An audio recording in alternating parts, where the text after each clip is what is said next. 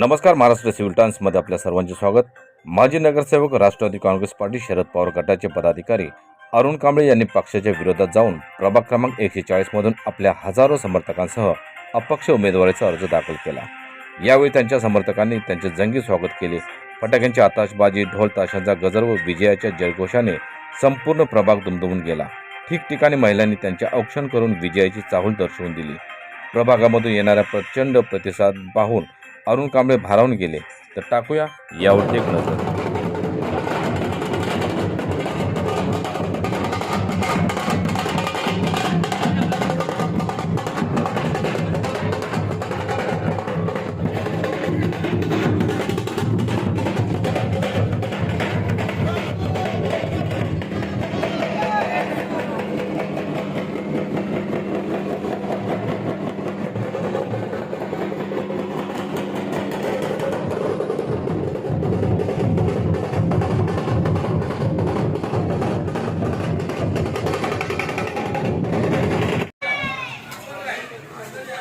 अंदर से ले लो एकदम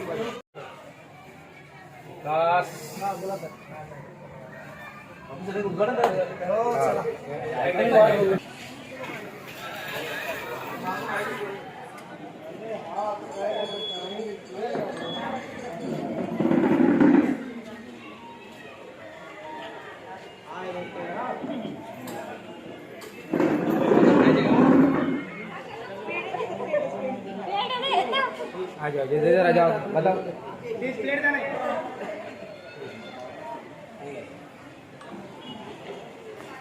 बोलूंगा हां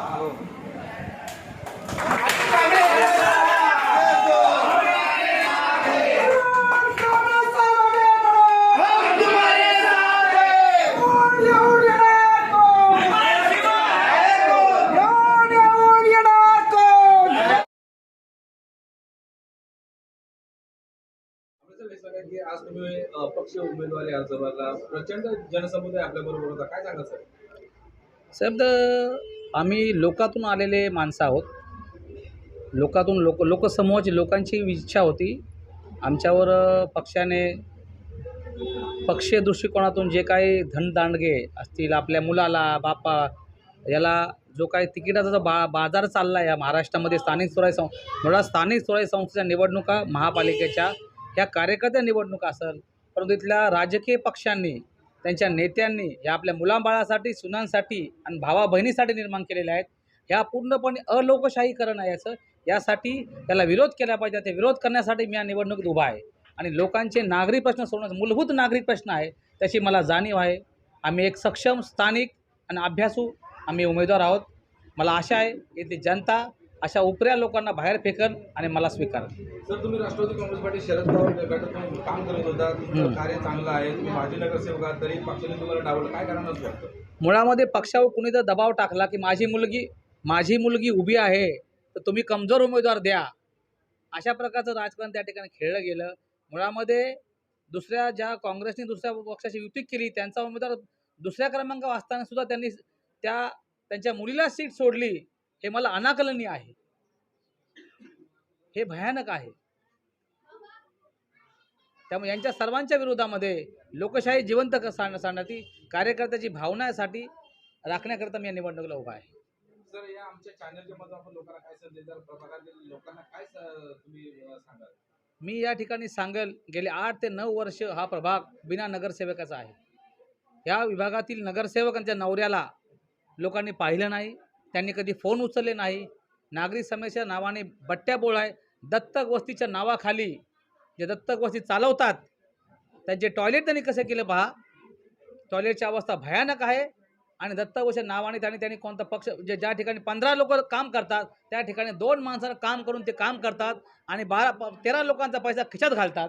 अशा लोकांच्या विरोधामध्ये उभा आहे का लोकांची साफसफाई होत नाही आणि त्या 2 माणसाच्या जीवावर हे लोक गडगंज झालेत, पैसेवाले झालेत आणि ते पुन्हा निवडणुकीला उभे राहिलेत. ज्या प्रभागातून आपण या ठिकाणी उमेदवारी घेत आहात, या प्रभागाच्या मुख्य समस्या काय, त्या कशा प्रकारे तुम्ही हाताळता? या प्रभागाच्या मुख्य समस्या आहे गटराचं कॉन्क्रिटीकरण करणं, पाण्याचा पुरवठा या ठिकाणी कमी आहे.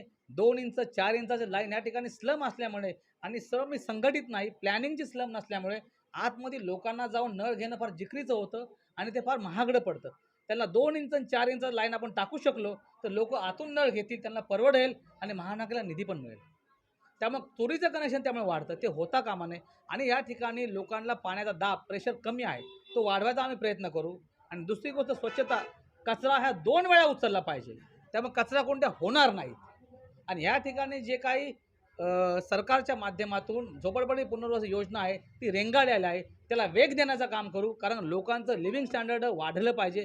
कारण का आमच्या इकडं लोकसंख्येची घनता भयानक आहे, आम्ही फार कमी लोकसंख्या राहतो. आमच्याकडं त्वचेचे रोग, संसर्ग आजार, व्यसनं अशा अनेक गोष्टींमध्ये आम्ही व्यापलेलो आहोत. त्यातून दूर करण्यासाठी आम्हाला झोपडपट्टी पुनर्वसन योजनेच्या माध्यमातून आमच्या घरांचा प्रश्न सुटला पाहिजे. ही या ठिकाणची मोठी समस्या आहे, या सोडवण्यासाठी मी कायमचा प्रयत्न करेन.